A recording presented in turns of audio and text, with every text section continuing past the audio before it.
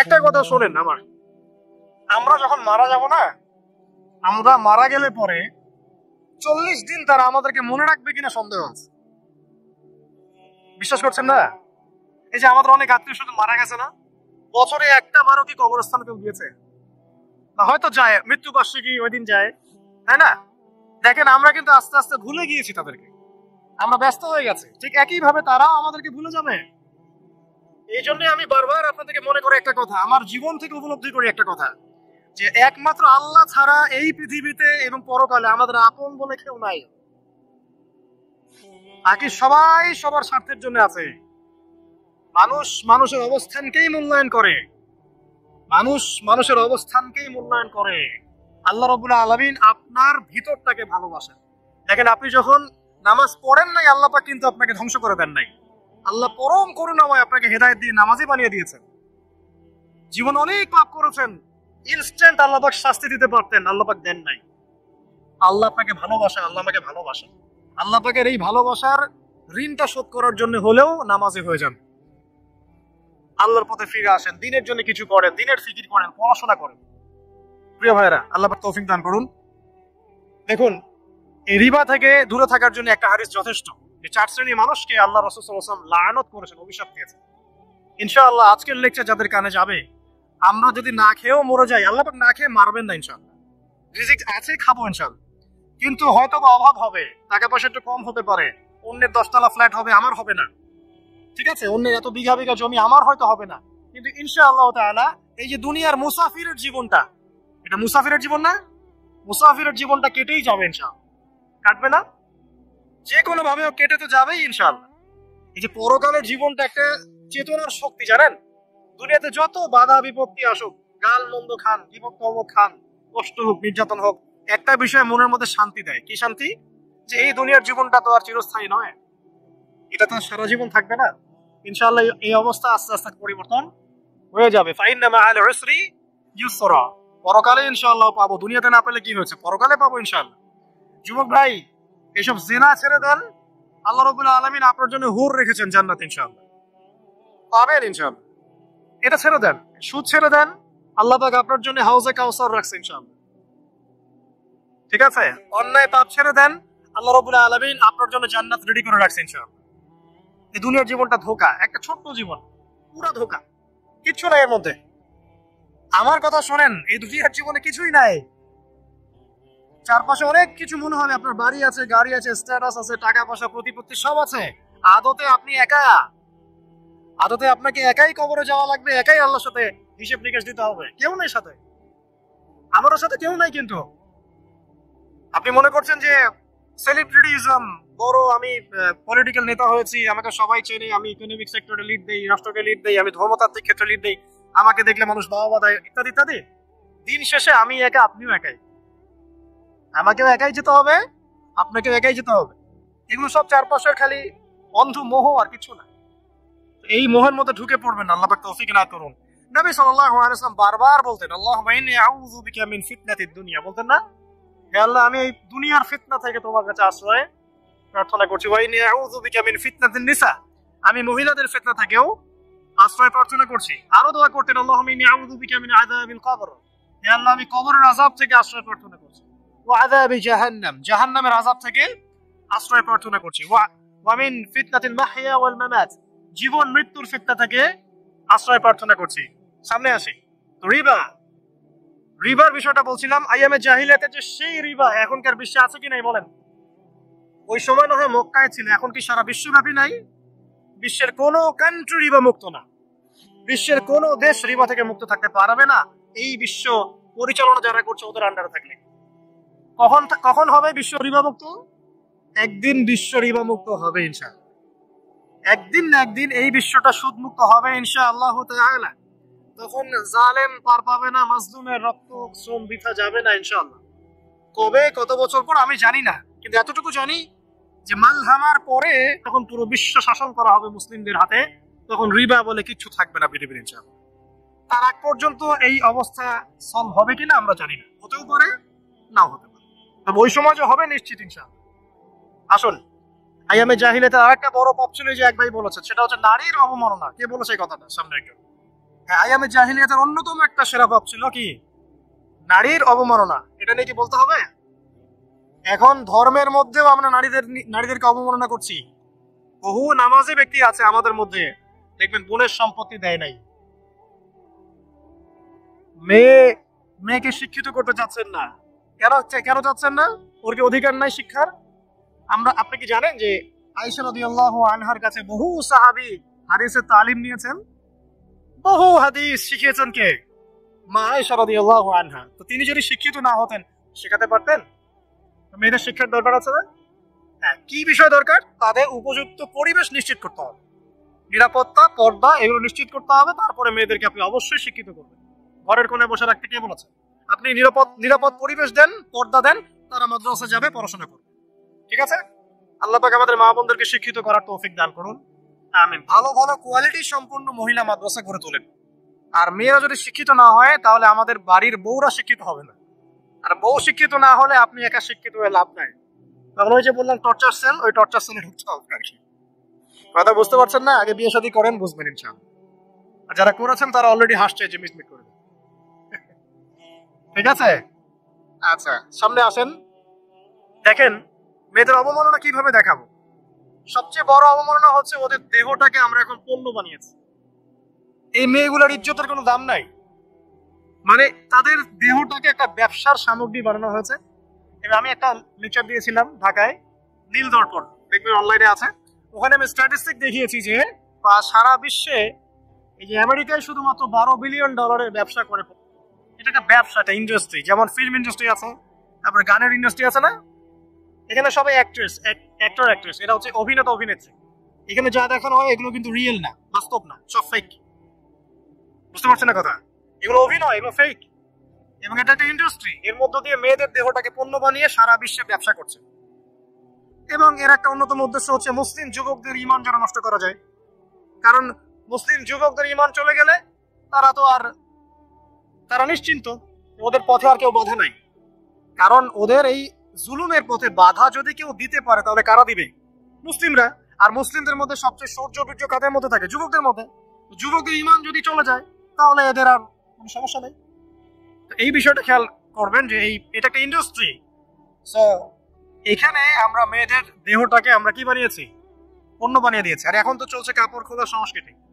প্রত্যেকটা সেক্টরে আপনি গিয়ে দেখবেন মেয়েদের ইজ্জত, সম্মান, আব্রুটাকে উন্মুক্ত করে এটাকে দিয়ে আমরা বিজনেস করছি আর কি।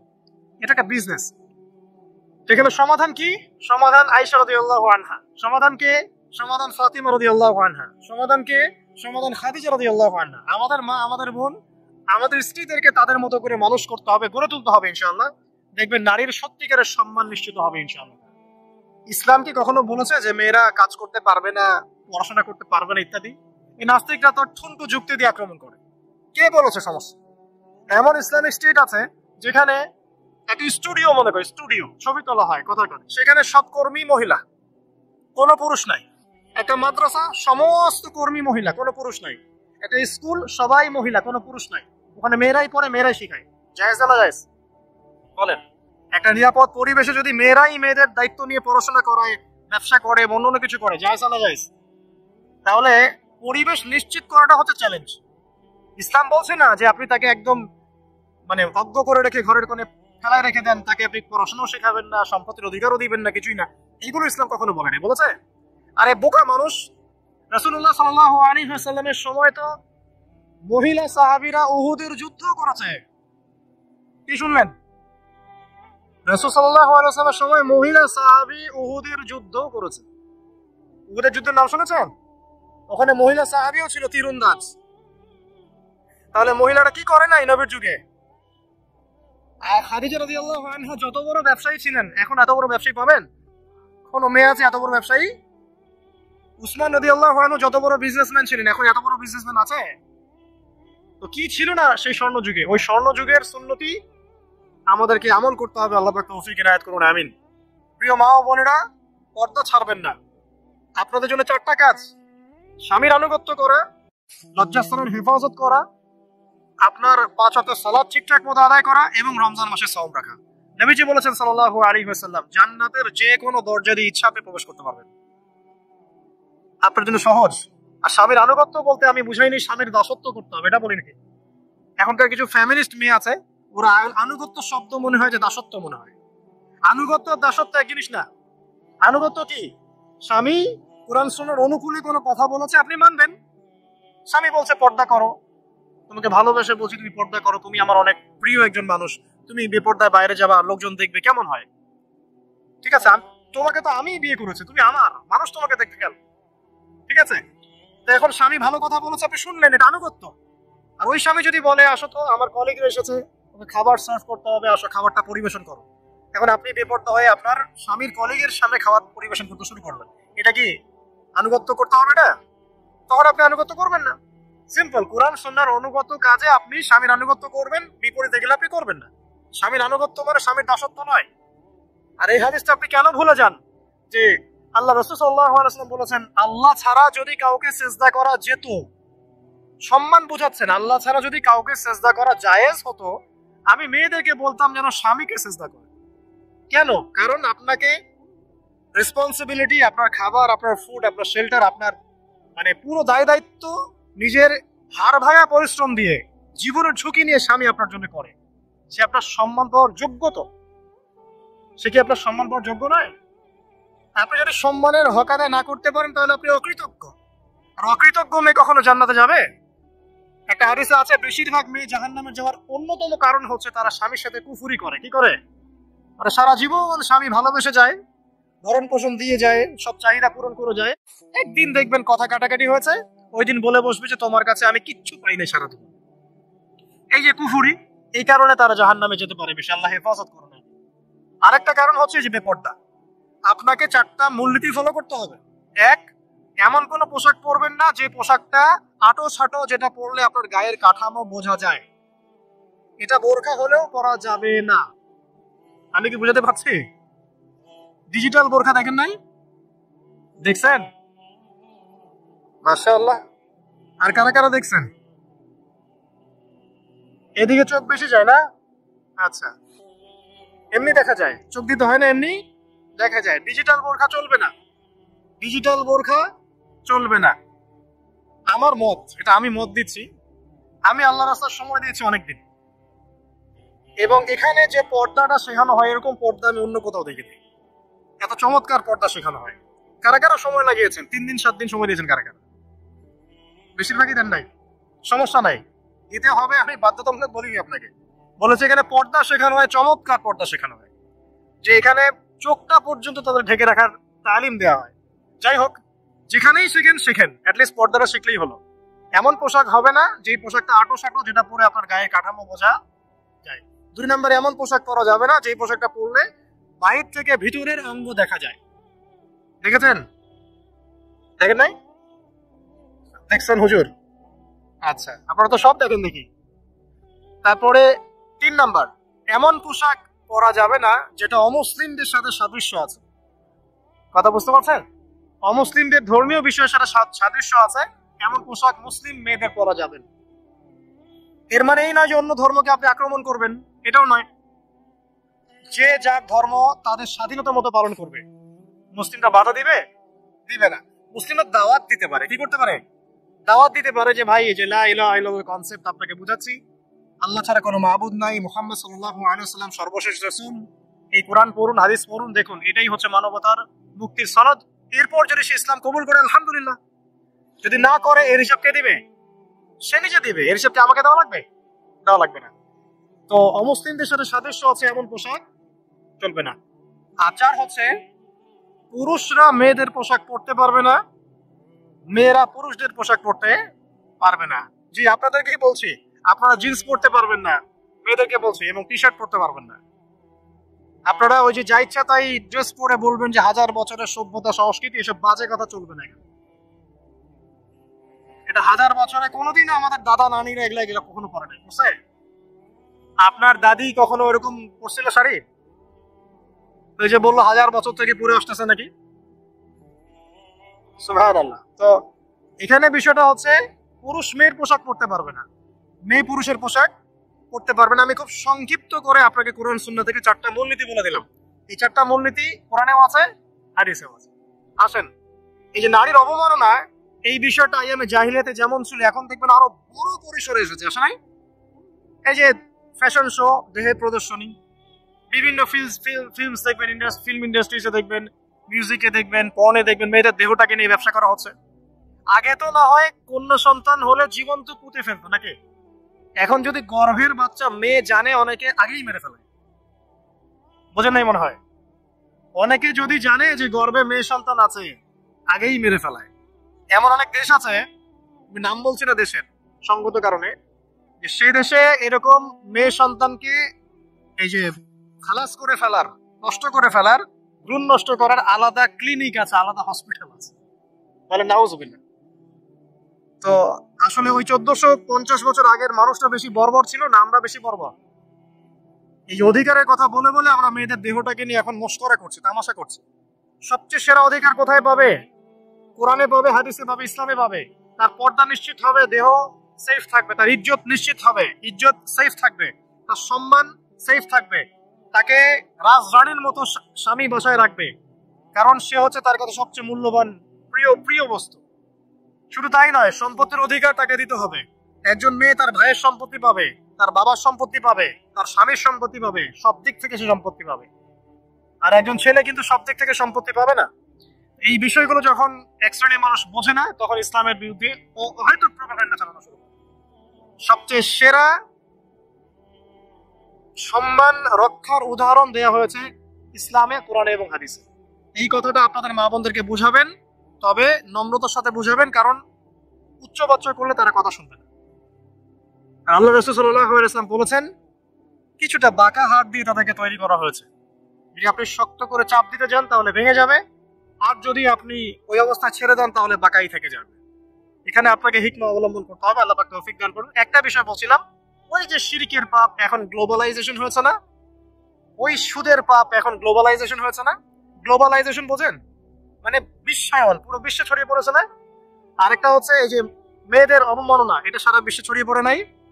আচ্ছা, আর দুটো বলবো, এরপর বলে আমি শেষের দিকে যাচ্ছি। আসুন শোনেন, কিছু কিছু বিষয় আছে যে বিষয়গুলো করার পরে এই পৃথিবীতে মানুষ বেঁচে থাকার অধিকারটা হারিয়ে ফেলে। কথা বুঝতে পারছেন না মনে হয়?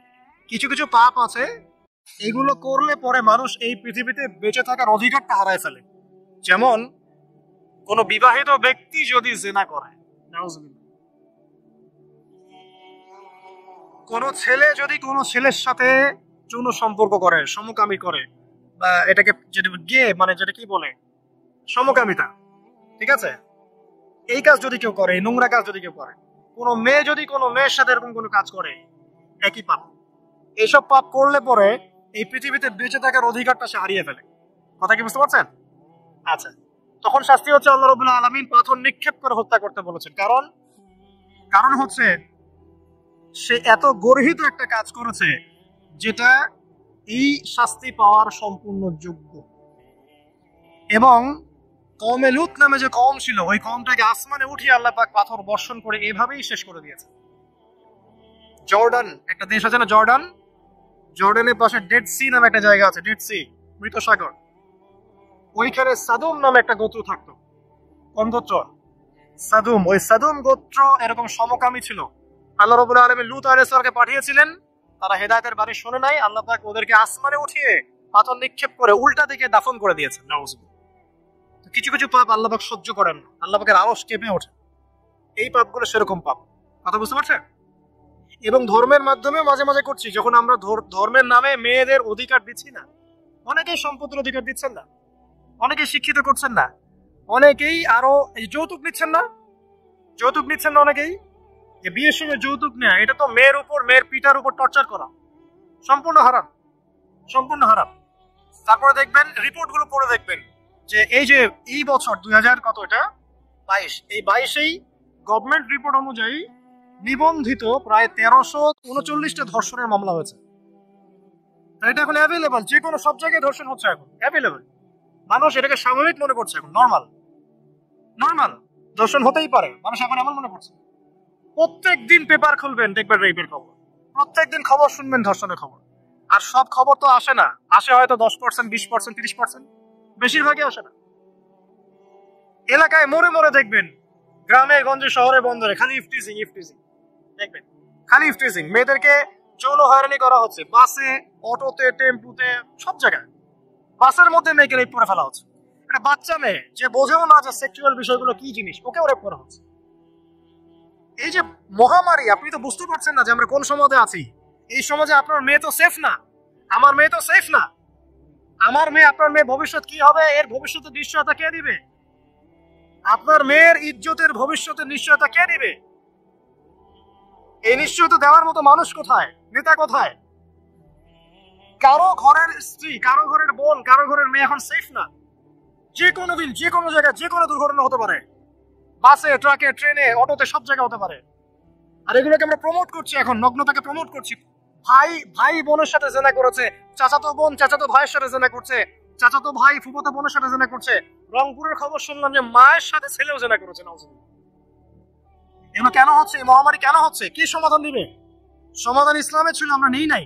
সমাধান হচ্ছে, প্রথম সমাধান অশ্লীলতার মহামারী বন্ধ করতে হবে। আজকের নিউজ দেখেছি আমি, এটা আমি ধন্যবাদ জানাই বাংলাদেশ গভর্নমেন্টের যে তথ্য প্রযুক্তির যে সেন্টার আছে, প্রায় 26,000 সাইট তারা বন্ধ করে দিয়েছে, আলহামদুলিল্লাহ। তো কথা বললে তো কাজ হবে, কথা না বললে কাজ হবে কিভাবে? 26,000 সাইট তারা বন্ধ করে দিয়েছে। যখন সমাজের মানুষ টিকতে দেখতে পশু হয়ে গেছে, আপনি বাইরে এই যে আলখাল্লা টুপি দাড়ি পরে ঘুরলে লাভ আছে? ভিতর থেকে তো আপনি পশু। দেখবেন মসজিদে ইমাম সাহেব নামাজ পড়তে এসেছে, বাসার থেকে আসছে, নামাজে কোনো মনোযোগ নাই। ইমানের আলোচনা করবেন, খুব লাফালাফি করলো, 2 দিন পর দেখবেন কোনো খবর নাই। কিসের অধিকারের কথা বলছে? কিসের নারী অধিকারের কথা বলছে? খালি ডিগ্রি সার্টিফিকেট অর্জন করতে পারলেই অধিকার হয়? আমার তো ইজ্জতই ঠিক থাকলো না, আমার অধিকার কোথায় থাকলো? একটা সার্টিফিকেট অর্জন করার জন্য কলেজের মেয়েদেরকে বড় বড় নেতার বেডরুমে ঢুকানো হচ্ছে, দেখেন নাই? তো একটা সার্টিফিকেট অর্জন করতেই হবে আমাকে, নিজের ইজ্জত বিক্রি করে দিয়ে হলেও আমার সার্টিফিকেট অর্জন করতেই হবে। লাথি মারি এসব পড়াশোনার পিছনে, দরকার নেই আমার পড়াশোনা। পড়ছে বাসায়, এলাকায় এলাকায় মহিলা মাদ্রাসা করেন, মাদ্রাসায় মেয়েদেরকে পড়ান। আমি খুব দুঃখের সাথে বলছি, অনেক মাদ্রাসাতেও এরকম কোন ঘটনা কিন্তু ঘটেছে না? এখানে একটা কথা আমরা পরিষ্কার করতে চাই, সেটা হলো যে পাপ পাপী, রেপি, ধর্ষণী, সে আলেম করুক আর জালেম করুক, ইমাম করুক আর জালেম করুক, ফাসেক করুক, সবাইকে সমান শাস্তি নিশ্চিত করতে হবে। আর শাস্তি হবে দৃষ্টান্তমূলক, যেন আরো 10 জন থেকে শিক্ষা নেয়। ওই যে ইসলামে আছে না হাত কেটে ফেলা, কি কারণে বলেন তো? কারণ সবাই যখন দেখবে এই যে খুঁটির সাথে বেঁধে একটা চোরের হাত কেটে ফেলা হয়েছে, এলাকার সব মানুষ দেখেছে, চুরি বাড়বে না কমবে? নিশ্চিত চুরি কমে যাবে ইনশাআল্লাহ। এই যে নারীর অবমাননার ওই যুগের চেয়ে এই যুগে বেশি না কম? আপনি ভালো করে আল্লাহর নূর দিয়ে দেখেন। আমি প্রথমে বলেছি, শুধু বাইরের চোখ দিয়ে দেখলে সব বুঝতে পারবেন না। আল্লাহ পাকের নূর দিয়ে দেখেন, কোরআন সুন্নাহর গভীর জ্ঞান দিয়ে দেখেন, দেখবেন ওই জাহিলিয়াতের চেয়ে 1000 গুণ বেশি জাহিলিয়াত এখনকার বিশ্বে চলছে। আল্লাহ পাক আমাদের মা বোনদের ইজ্জত হেফাজত করুন, তাদের সম্মান হেফাজত করুন। আমরা দোয়া করি আল্লাহ পাক তাদেরকে উচ্চশিক্ষায় শিক্ষিত করুন, নিরাপত্তা নিশ্চিত করুন। কেউ যদি ওদের দিকে খারাপ চোখ তুলে তাকায়, আল্লাহ পাক সেই চোখকে যেন ধ্বংস করে দেয়। আল্লাহ পাক তাদের ইজ্জতের প্রতি যদি কেউ খারাপ ভাবে হাত বাড়ায়, তাদের শাস্তি যেন নিশ্চিত করার তৌফিক আল্লাহ পাক আমাদেরকে দান করেন। আল্লাহ পাক আমাদের মা বোনদেরকে মহামূল্যবান মনে করে আমাদেরকে হেফাজত করার তৌফিক দান করুন, আমিন। আর তাদেরকে যারা নগ্ন করতে চায়, আল্লাহ পাক এদেরকে ধ্বংস করে ছেড়ে দিন, আমিন। আল্লাহ পাক বলেছেন, যারা চায় মুমিন মুসলিমদের সমাজে অশ্লীলতা ছড়িয়ে পড়ুক, দুনিয়া এবং আখিরাত উভয়ে জাহানে আল্লাহ পাক এদেরকে ধ্বংস করে দিন। আরেকটা বলে শেষ করি, সেটা হলো, কয়টা বলেছি ভাই জাহিলিয়াত? ইমাম মুহাম্মদ বিন আব্দুল ওয়াহাব রাহিমাহুল্লাহ, তার একটা বইয়ের মধ্যে 1000টা জাহিলিয়াত আছে। আমি 5টা বাছাই করেছি। কয়টা? 5টা। কয়টা বলেছি? 4টা। এক হচ্ছে কি বলেছিলাম? শিরক, আছে না নাই? রিবা, এখন আছে না নাই? আর 4 নাম্বার নারীর অবমাননা। আপনাদের কি কখনো গায়ে কখনো ফোড়া হয়েছে? কার কার গায়ে ফোড়া হয়েছে বলে হাত তুলে। কেমন ব্যথা? ফোড়া ফেটে গেলে কি বের হয়? রক্ত আর পুঁজ বের হয়, তাই তো? তো নবী সাল্লাল্লাহু আলাইহি ওয়াসাল্লামকে সাহাবীরা পরে জিজ্ঞাসা করলেন, ইয়া রাসূলুল্লাহ, কোন পাপের কারণে তাদেরকে এই শাস্তি দেওয়া হচ্ছে? নবী করিম সাল্লাল্লাহু আলাইহি ওয়াসাল্লাম বললেন, তাদেরকে এই শাস্তি দেওয়া হচ্ছে একটা পাপের কারণে, সেটা হলো মাদক দ্রব্য সেবন করা। আর ওই পানীয়টার নামও নবীজি বলে গেলেন, তার নাম হচ্ছে তিনাতুল খাবাল। কি নাম? তিনাতুল খাবাল, এই তিরাতুল খাবাল মানে জাহান্নামীদের রক্ত এবং পুজ, এটা খেতে দেওয়া হচ্ছে দ্রব্য সেবনকারীদের জন্য। আল্লাহ রাসূল সাল্লাল্লাহু আলাইহি ওয়াসাল্লাম বলেছেন, কোন ব্যক্তি যদি মাদক সেবন করে তার 40 দিনের নামাজ কবুল হবে না। সে যদি আবার তওবা করে ফিরে আসে, আল্লাহ পাক মাফ করে দিবেন ইনশাআল্লাহ। যদি আবারও মাদক খায়, আবার 40 দিনের নামাজ কবুল হবে না। তারপর যদি আবার তওবা করে, আবার আল্লাহ মাফ করে দিবেন ইনশাআল্লাহ। তারপর যদি আবার মাদক খায়, আবার 40 দিনের নামাজ কবুল হবে না। তারপর যদি আবার তওবা করে, আবার আল্লাহ মাফ করে দিবেন। তারপরে যদি আবার মাদক খায়, তখন আল্লাহ রাব্বুল আলামিন তাকে তিনাতুল খাবাল পান করাবেন। প্রিয় ভাইরা, আপনারা মুসলিম না? আমরা মুসলিম না? মুসলিম যুবকদের সবচেয়ে সেরা অস্ত্র হচ্ছে ঈমান এবং নৈতিকতা। অন্যরা জাহিলিয়াতের স্রোতে ভেসে যাক, মুসলিম তরুণরা কখনো জাহিলিয়াতে যাবে না ইনশাআল্লাহ। দেখেন, আমার মতো বয়সে, আমার চেয়ে প্রায় 10 বছর বয়স আগেই তারেক বিন জিয়াদ স্পেন জয় করেছিল। আমার যে বয়স এখন চলছে 30 পার হয়ে গেছে, এর চেয়ে আরো প্রায় 10 বছর আগে মুহাম্মদ বিন কাসিম এই সিন্ধু জয় করেছিল। এখন যে ইসলাম আপনি ভোগ করছেন, এটা তাদের ফল, তাদের এই জিহাদের ফল। তো এখন আমাদের এই যে 20 বছর 30 বছরের যুব সমাজের দিকে তাকায় দেখেন, একবার তাকায় দেখেন, চেহারাগুলো একটু দেখেন, চেহারা দেখেন, এক একটা চেহারা দেখেন, চেহারায় নূর নাই, নষ্ট হয়ে গেছে, নামাজ নাই, চোখগুলো বসে যাচ্ছে, কারণ সারা রাত জেগে থাকছে। ওই যে টিকটক টিকটক টিকটক সারা রাত, হ্যাঁ সারা রাত ফোনে, সারা রাত গল্প গুজব। রাত্রেবেলা দেখবেন, রাত্রেবেলা শহর যেন জীবিত হচ্ছে। রাত্রেবেলা ক্যারাম খেলে, রাতে লুডু খেলে, রাতে এটা করে, সারাদিন ঘুম, সারাটা দিন ঘুম। আপনি কি জানেন সারা রাত কে জেগে থাকে, সারাদিন কে, সারা রাত কে ঘুমায় আর সারা দিন কে জেগে থাকে? সারা রাত জেগে থাকে কুকুর এবং সারাদিন ঘুমায় কুকুর। আর দেখবেন আপনি বিড়ালকে দেখবেন, ও কিন্তু রাত্রে ঘুম এবং দিনের বেলা সে অ্যাক্টিভ। পাখিকে দেখবেন, পাখি সন্ধ্যা হলো একদম ঘরে, যেই সূর্য ডুববে পাখি একদম ঘরে, দেখেন না, পাখি ঘরে। আর যেই ফজর হবে পাখি বের হয়ে গেল। আর আল্লাহ রাসূল সাল্লাল্লাহু আলাইহি ওয়াসাল্লাম হয়তো বা এই কারণেই, আল্লাহ ভালো জানেন, তিনি বলেছেন এমন কিছু মানুষ জান্নাতে যাবে যাদের মনটা হবে পাখির মতো। সুবহানাল্লাহ। দেখেন পাখি কি করে, একদম সন্ধ্যা হলো ঘরে ঢুকে গেল, যেই ফজর হবে একদম ফজরের আগে আগে সে বের হয়ে গেল। তো পাখির মতো হওয়ার চেষ্টা করেন, পাখির মতো লাইফস্টাইলে আসেন, এবং সে সারাদিন পরিশ্রম করে রিজিকের জন্য, করে না? আল্লাহ পাক পাখিকে রিজিক দেন কি চাকরির মধ্য দিয়ে না ব্যবসার মধ্য দিয়ে? কিভাবে সে রিজিক পায়? তাওয়াক্কুল, তাওয়াক্কুল, আল্লাহর প্রতি তাওয়াক্কুল। আর তাওয়াক্কুল করে কি সে ঘরে বসে থাকে না রিজিক সার্চ করে, রিজিক তালাশ করে? আপনিও রিজিক তালাশ করেন, আল্লাহ পাক রিজিক দিবে ইনশাআল্লাহ। প্রিয় যুবক ভাইরা, আল্লাহর রাস্তায় তওবা করেন এবং গোপন পাপে লিপ্ত হবেন না, গোপন পাপে লিপ্ত হবেন না। আপনি যৌবনকে ধরে রাখেন, ইনশাআল্লাহ দেখবেন আপনি সারা জীবন এনজয় করতে পারবেন। কিন্তু যদি এখন নিজেকে শেষ করে ফেলেন, এখন নিজেকে শেষ করে ফেললে আপনি বিয়ে করলে পরেও দেখবেন আপনি পস্তাচ্ছেন। ওই যে কলিকাতা হারবালে যেতে হবে, তখন মডার্ন হারবালে দৌড় দিতে হবে। আর সব হারবাল টারবাল খেয়ে লাভ হয় না। কারণ কি? কারণ আল্লাহ প্রদত্ত যে নিয়ামত সেটা আপনি নষ্ট করে ফেলেছেন, এখন এইটা আর আপনি ক্ষতিপূরণ দিতে পারবেন। অতএব জীবনটাকে সিরিয়াসলি নেন। মুসলিম তরুণ যুবকদেরকে উদ্দেশ্যে বলছি যে আপনারা কায়িক পরিশ্রম করেন, কায়িক পরিশ্রম করেন, 5 ওয়াক্ত সালাতটা আল্লাহর ওয়াস্তে নামাজে মসজিদে এসে পড়েন। বেশি কিছু করতে বলছি না ভাই, আমার কথা শোনেন, বেশি কিছু করতে বলছি না। আল্লাহর ওয়াস্তে 5 ওয়াক্ত নামাজটা মসজিদে পড়েন, পারেন না? আচ্ছা, ডেইলি 10টা পৃষ্ঠা করে কোরআন তেলাওয়াত করেন, পারবেন? আল্লাহ তৌফিক দান করুন। ডেইলি 2-4 টাকা করে সদকা করেন, পারবেন? আচ্ছা, প্রত্যেকদিন কিছু দাওয়াতি কাজ করেন, আমর বিল মারুফ, সৎ কাজের আদেশ করবেন, নাহি আনিল মুনকার, অসৎ কাজে নিষেধ করুন। পারা যাবে ইনশাআল্লাহ। আপনি হালাল রিজিকের একটা সন্ধান খোঁজার চেষ্টা করেন, পারবেন ইনশাআল্লাহ। পড়াশোনায় নিজেকে ব্যস্ত রাখেন, লেখাপড়ায় নিজেকে ব্যস্ত রাখেন। যদি এর পাশে আপনি সময় পান, আমি বলবো আপনি খেলাধুলা করেন। যদি সময় কিছু বের করতে পারেন, কায়িক কিছু পরিশ্রম করেন, প্রয়োজনে কিছু কসরত করেন, জিম করেন, খেলাধুলা করেন। তারপরেও গার্লফ্রেন্ডের পিছনে সময় নষ্ট করেন না। তারপরেও যে টিকটক, ফেসবুক, ইউটিউব দিয়ে পড়ে থাকেন, ওগুলোর চেয়ে খেলাধুলা করা অনেক ভালো আছে।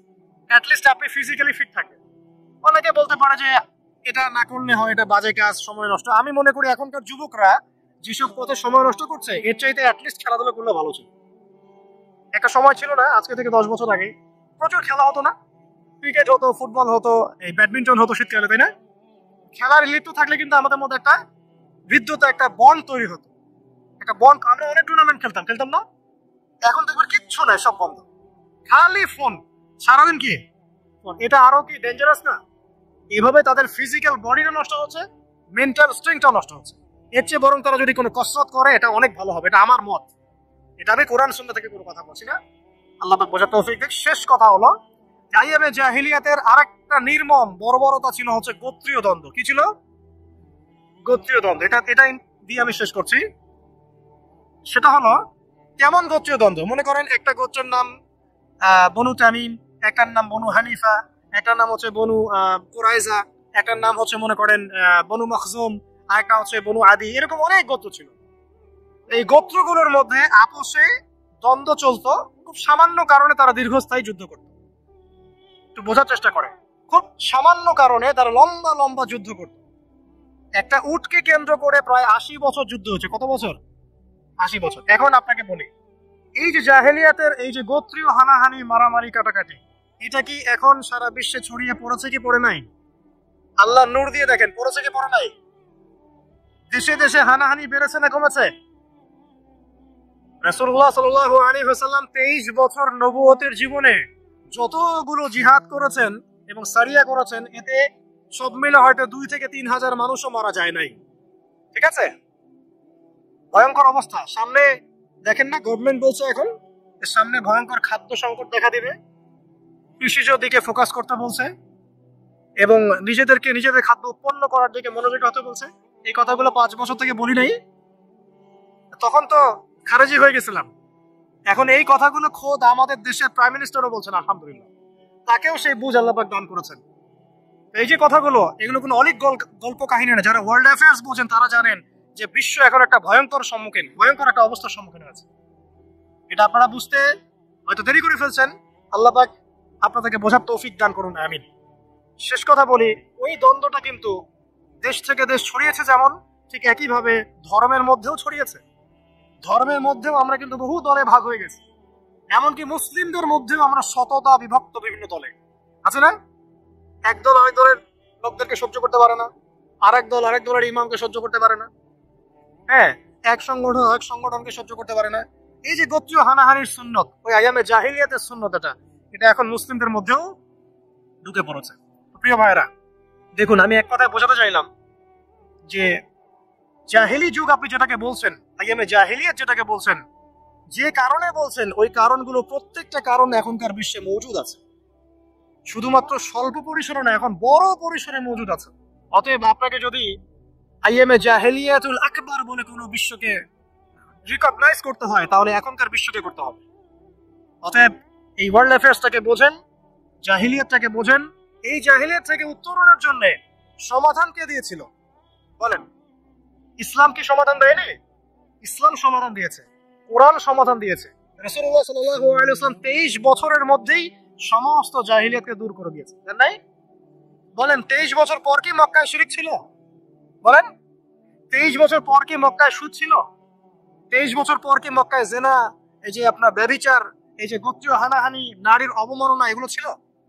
তাহলে একজন মহামানব, তিনি 23 বছরের মধ্যেই পুরো সমাজটাকে সংস্কার করে ফেললেন, বুঝলেন না?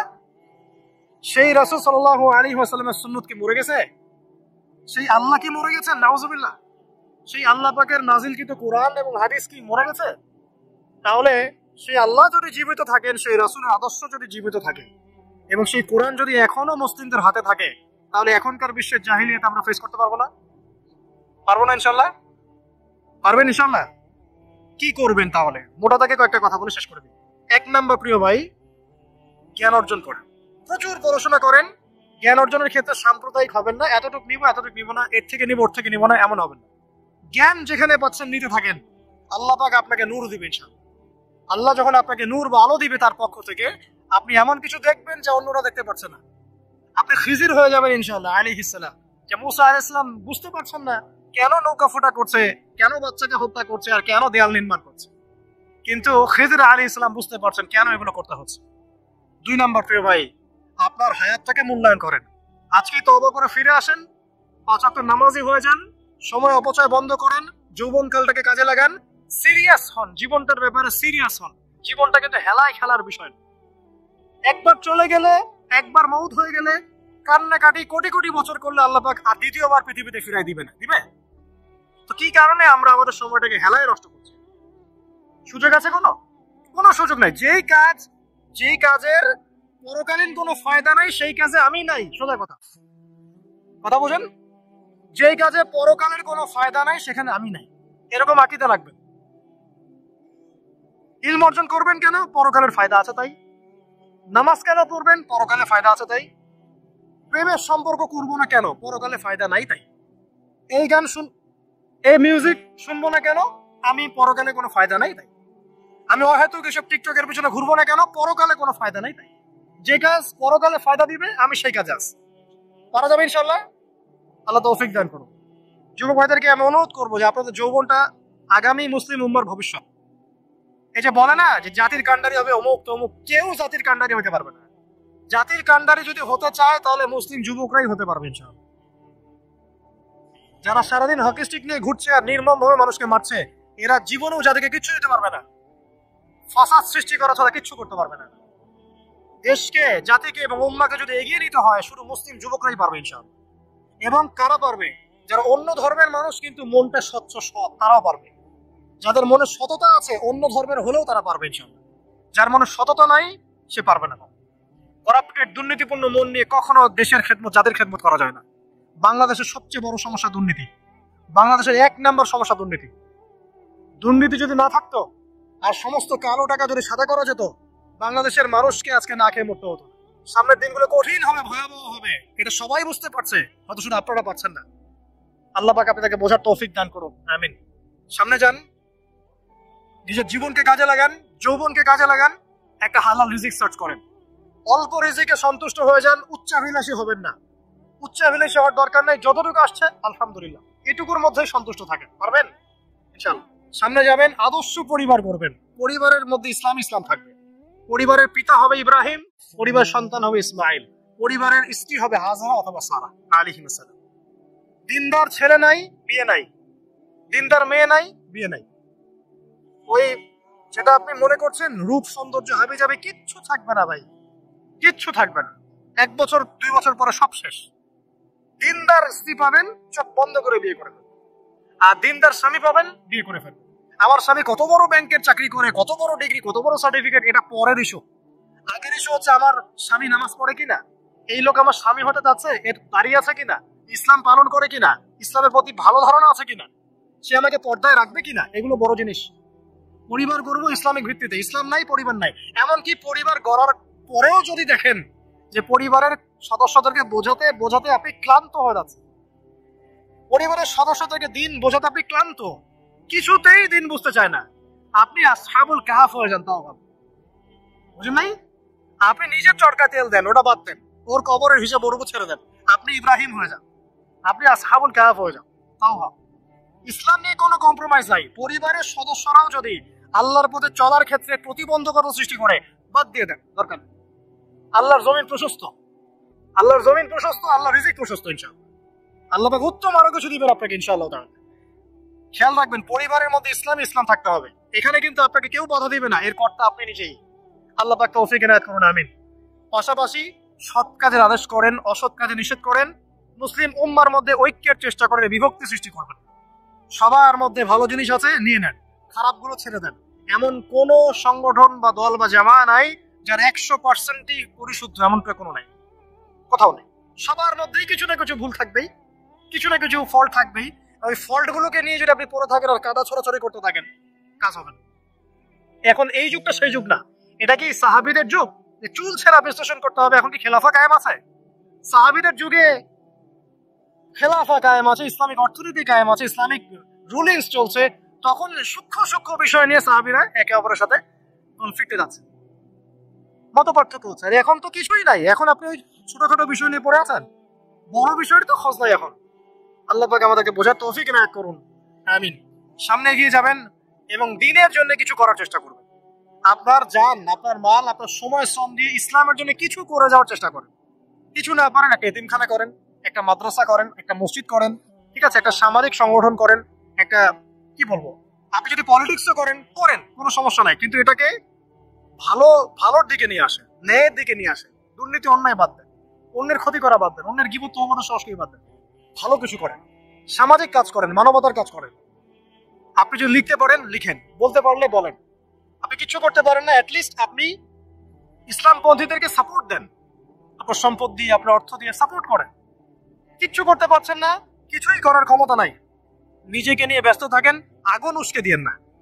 মনে করেন আপনার কিছু করারই ক্ষমতা নাই, কোনো যোগ্যতা নাই, ঠিক আছে, আপনি চুপ থাকেন, অ্যাটলিস্ট আপনি আগুন উস্কে দিয়েন না, নিজেকে নিয়ে ব্যস্ত থাকেন, আপনি আপনার কাজ করেন।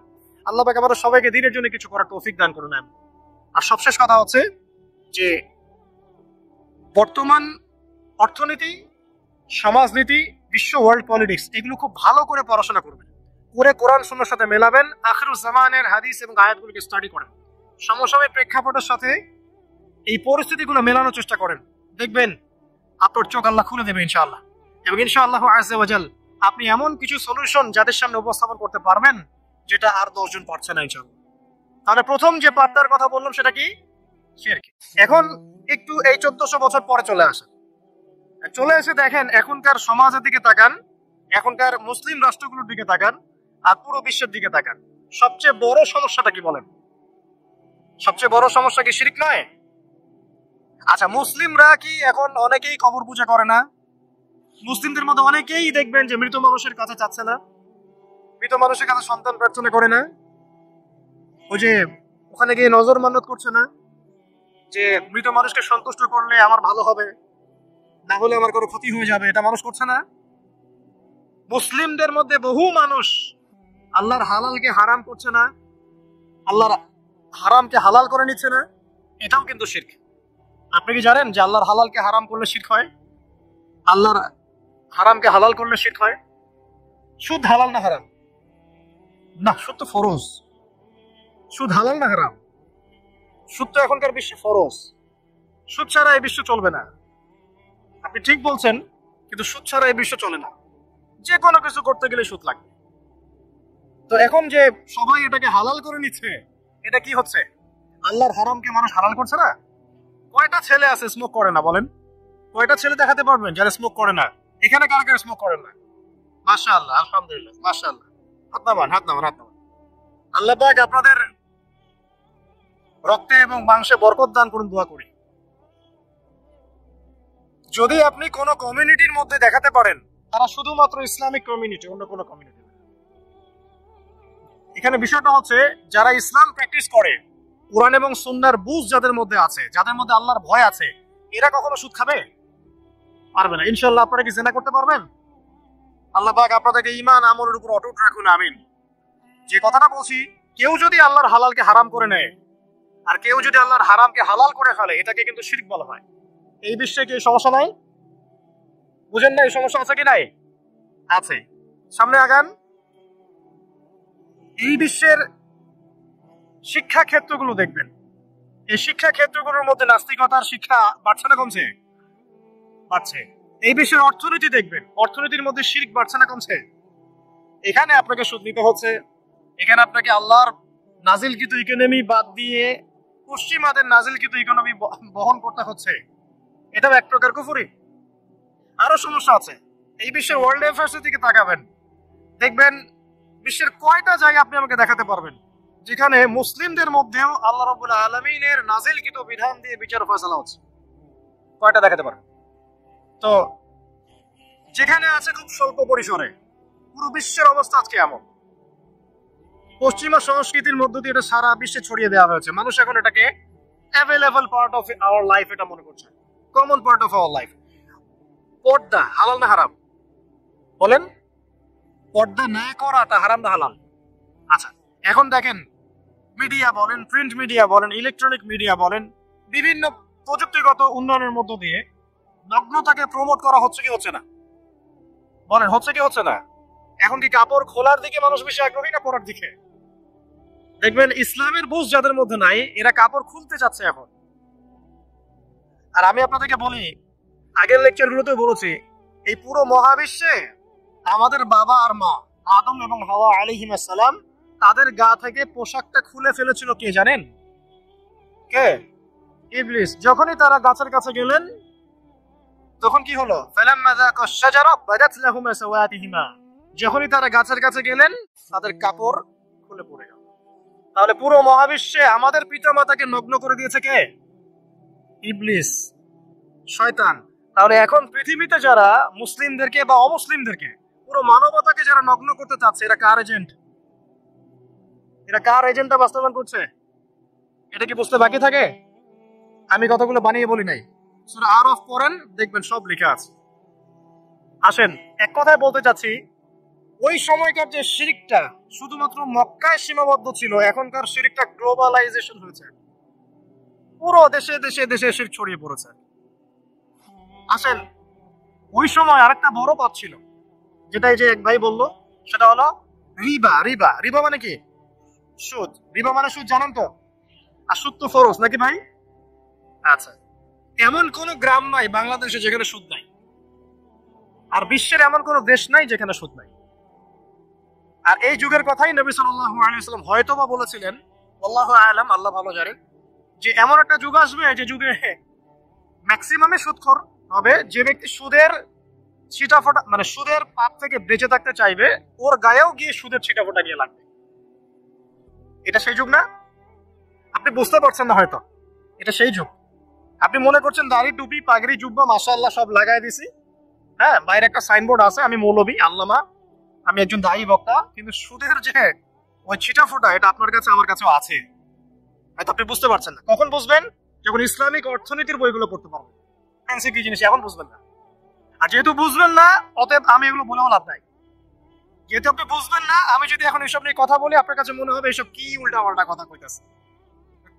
ঠিক আছে, যাই হোক, আগে আল্লাহর ওয়াস্তে ইসলামিক ইকোনমিক্স পড়েন এবং ইন্টারন্যাশনাল মনিটারি সিস্টেম সম্পর্কে পড়েন। ঋণের এমনি এমনি কোনো কান্ট্রিকে তারা ঋণ দিবে না, একটা বিশাল বড় সুদের জালে ওদেরকে ফেলবে, তারপর জনগণের রক্ত চুষে শোধ করতে হবে। আর যারা পারবে না, ওরা যে শ্রীলঙ্কার মতো দেউলিয়া হয়ে যাবে। কেন দেউলিয়া হয়ে গেছে? বিকজ ও ঋণ শোধ করতে পারছে না, বাস দেউলিয়া। যাই হোক, পড়াশোনা করেন। আমি একজন স্কলারের নাম বলে দেই, এক লেকচারে তো সব বলে দেওয়া সম্ভব না। সম্ভব? আমি রাস্তা দেখাচ্ছি আপনাদেরকে। আপনারা আল্লামা তকি উসমানীর বইগুলো পড়েন, নাম শুনেছেন? আচ্ছা, নাকি এখন বলবেন যে উনি তো হানাফি মাযহাবের, আমি তো আহলে হাদিস পড়বো না, এটা বলবেন নাকি? আল্লামা তকি উসমানী এই বিশ্বের সবচেয়ে বড় আলেমদের একজন। আল্লামা তকি উসমানী এই বিশ্বের সবচেয়ে রিনাউন্ড আলেমদের একজন। তার ইসলামিক অর্থনীতির যে পুরো সিরিজ আছে, আল্লাহর ওয়াস্তে বাসায় কিনে একবার পড়ে দেখেন, অর্থনীতি কি জিনিস, আপনি কিসের উপর দাঁড়িয়ে আছেন। পড়া যাবে না ইনশাল্লাহ? আপনি তাকে ভালো যদি নাও বাসেন, তাও পড়ে দেখেন। মনে করেন আপনি একটা কমিউনিটির মধ্যে আছেন, বা একটা সংগঠনে আছেন, বা একটা ঘরানার মধ্যে আছেন, তাহলে কি অন্য ঘরানার বইপত্র পড়া যাবে না? হারাম হয়ে গেছে নাকি? এই যে সংকীর্ণ মানসিকতা থাকলে ভাই হেদায়েত পাওয়া যাবে না। আর আপনি যে মনে করছেন আমি একদম হকের উপর আছি, আপনি সঠিক পথে আছেন ঠিকই, তবে এটা সঠিক ভুল পথ। কথা বুঝতে পারছেন না? আপনি মনে করছেন যে আমি একদম চূড়ান্ত সঠিক বিষয়ের উপর আছি। হ্যাঁ, আপনি সঠিক বিষয়ের উপর আছেন ঠিকই, বাট আপনি সহি একটা ভুল পথে আছেন। এটা বুঝবেন পরে, যখন জ্ঞানের পরিধি বাড়তে থাকবে, তখন বুঝবেন যে সহি পথ কোনটা, সহি ভুল পথ কোনটা। মুসলিমদের মধ্যে ফাটল সৃষ্টি করে জান্নাতে যাওয়া যায় না। যায়? পুরো মুসলিমরা একটা উম্মাহ, এবং যারাই মুসলিম উম্মার মধ্যে ফাটল সৃষ্টি করতে চায়, এরা উম্মার বন্ধু নয়, শত্রু। মুসলিম উম্মার মধ্যে কোনো ফাটল সৃষ্টি করবেন না। সবার মাঝখানে হৃদ্যতা, ভালোবাসার বন্ধন থাকবে। যদি বিভিন্ন ধর্মের মানুষ একসাথে বসবাস করতে পারে একটা দেশে, তাহলে বিভিন্ন তরিকা এবং মাযহাবের মানুষ একসাথে থাকতে পারবে একটা দেশে ইনশাআল্লাহ। আমরা আমাদের মাঝে ইখতিলাফি বিষয় থাকতে পারে, কিন্তু দিন শেষে আমরা সবাই মুসলিম ইনশাআল্লাহ। দিন শেষে ইসলামের জন্য দাঁড়াতে হলে দল, মত, মাযহাব, তরিকা নির্বিশেষে সবাই একসাথে দাঁড়াবে ইনশাআল্লাহ। আল্লাহ পাক আমাদের হৃদয়টাকে প্রশস্ত করুন, আমিন। জাহেলিয়াতে 2 নম্বর সমস্যা ছিল রিবা। এই রিবা সম্পর্কে আগে বলি যে এখন আল্লাহ পাক কি বলেছেন। আল্লাহ পাক বলছেন যে ইয়ামহাকুল্লাহু রিবা ওয়া ইউরবিস সাদাকাত। আপনি যদি দান সদকা করেন, যাকাত দেন, যাকাত ভিত্তিক অর্থনীতি চালু করেন, আল্লাহ পাক আপনার সম্পদকে বাড়িয়ে দিবেন ইনশাআল্লাহ। আর আপনি যদি রিবার মধ্যে যান, আল্লাহর বক্তব্য হচ্ছে, এটা আমার কথা না, আল্লাহ পাক বলছেন আপনার সম্পদ সংকুচিত হয়ে আসবে। এখন আপনার ডিসিশন, আপনি কি করতে চান করতে পারেন, আমাদের কিচ্ছু বলার নাই। লাকুম দীনুকুম ওয়ালিয়া দিন, আপনার বুঝ আপনার, আপনার দিন আপনার, আমার দিন আমার। আল্লাহ বলছেন ফাযাক্কির ইন্নামা আনতা মুযাক্কির, উপদেশ দাও তুমি, তুমি উপদেশ দাতা, লাস্তা আলাইহিম বিমুসাইতির, কারো প্রতি তুমি দারোগা নও। আল্লাহ বলছেন আপনি সরে থাকলে সম্পদ সংকুচিত হবে, যদি ছেড়ে দেন, যাকাত দেন, ব্যবসা ভিত্তিক ইকোনমি চালান, আপনার সম্পদ বাড়বে ইনশাআল্লাহ। কি করবেন, ডিসিশন কার? আপনার। আল্লাহ পাক বলছেন ইয়া আইয়ুহাল্লাযীনা আমানু হে মুমিনগণ ইত্তাকুল্লাহ। শুনেন ভাই, আল্লাহ বলছেন ইত্তাকুল্লাহ, তোমরা আল্লাহকে ভয় করো। ওয়া যারু মা বাকিয়া মিনার রিবা, সুদের অবশিষ্ট সব অংশ ছেড়ে দাও। সুদের অবশিষ্ট সব টাকা ছেড়ে দাও। ওয়া ইল্লা ইন কুনতুম মুমিনিন, যদি প্রকৃতপক্ষে তোমরা মুমিন হয়ে থাকো তাহলে ছেড়ে দাও। ওয়া ইল্লাম তাফআলু, যদি তোমরা না করো। কি বলছেন আল্লাহ? যদি তোমরা এটা না করো তাহলে আল্লাহ কি বলছেন? ফাআযানু বিহারবিন মিনাল্লাহি ওয়া রাসূল, আল্লাহ এবং তার রাসূলের সাথে যুদ্ধের ঘোষণা শুনে রাখো। এটা কার কথা? এখন আপনি যদি চান আল্লাহর পক্ষে যুদ্ধ করতে পারেন, আপনি চাইলে আল্লাহ এবং তার রাসূলের বিপক্ষেও যুদ্ধ করতে পারেন। আপনাকে কি বাধা দিবে? দিবে না। ডিসিশন কার? ডিসিশন আপনার। নবী সাল্লাল্লাহু আলাইহি ওয়াসাল্লাম আরো বলেছেন যে, আপনারা জানেন হাদিসটা, নতুন কোন হাদিস বলছি না, আপনারা জানেন, প্রত্যেক আলেম জানেন, প্রত্যেক মাযহাবের ইমাম জানেন। কি সেটা? যে সুদের পাপের 70 বা 73টা শাখা আছে। কয়টা? 73 বা 70টা শাখা আছে। তার সবচেয়ে নিম্ন শাখা হচ্ছে নিজের মাকে বিয়ে করা।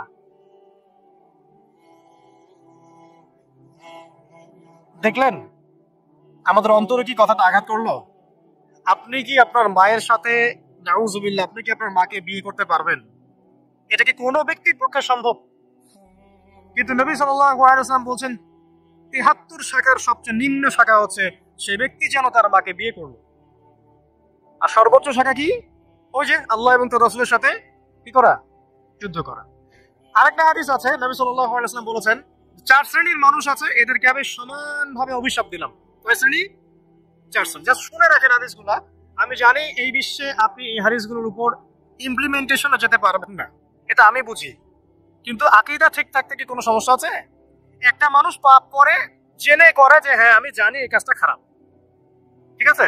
আরেকটা মানুষ মনে করে না এটা করলেও হয়, না করলেও হয়, কোনো সমস্যা নেই। আরেকটা মানুষ মনে করে যে না আমি একটা ডাহা পাপ করছি, এটা থেকে বেঁচে থাকা আমার উচিত ছিল কিন্তু আমি পারছি না, যে আমি মানি না এসব বিধান টিধান, যা ভালো মনে হবে দুনিয়ার জন্য করব। এরা কি সবাই সমান? একজন মানুষ যে জানে যে এটা খারাপ কাজ কিন্তু বাধ্য হয়ে সে করতে হচ্ছে, সে ব্যক্তি তো ওর চেয়ে কিছুটা হলো উত্তম নাকি যে ব্যক্তি দ্বিধার্সে পাপ করছে? আচ্ছা, ওই যে এক ছেলে বলেছিল আমাদেরকে মেসেজ করে যে আমি একটা মেয়েকে খুব ভালোবাসি হুজুর, তাকে বিয়ে করতে চাই, এখন ওই মেয়ের বাসার লোকজন রাজি হচ্ছে না। এই ছেলের মধ্যে কি চেতনাটা কি? সে প্রেম করছে ঠিকই, হারাম অ্যাফেয়ার্সে আছে ঠিকই, কিন্তু সে তাকে বিয়ে করতে চায়, ওটা হালাল করতে চায়। আর এক ছেলে মেসেজ করছে, সে বলছে যে আমি এরকম জিনায় লিপ্ত ছিলাম, এখন আমি কি করব? আমি কি ওগুলো ছেড়ে দিয়ে ফিরে আসবো, নাকি আমি ওই মেয়ের সাথেই জিনা অব্যাহত রাখবো? এই দুই ব্যক্তি কি সমান? সমান না। এটাই বুঝাচ্ছি আপনাদেরকে। দেখুন 4 শ্রেণীর মানুষের কথা নবীজি বলেছেন। এক শ্রেণী হচ্ছে সেই ব্যক্তি যে নিজে সুদ খায়। কারা কারা খাই? এবার হাত উঠান, কারা কারা খান? আলহামদুলিল্লাহ। দ্বিতীয় শ্রেণী যারা খায় না কিন্তু মানুষকে দেয়। এবার দেন কারা কারা? আচ্ছা। 3 নাম্বার, খায়ও না দেয়ও না, খায়ও না দেয়ও না, সাক্ষী থাকে। সাক্ষী আছেন কারা কারা? সাক্ষী অনেক জনে আছে। আচ্ছা, মাশাআল্লাহ, লা ইলাহা ইল্লাল্লাহ। 4 নাম্বার, খায়ও না দেয়ও না, সাক্ষীও থাকে না, লিখে রাখে। এবার লেখেন কারা কারা? এইবার তো মুশকিল।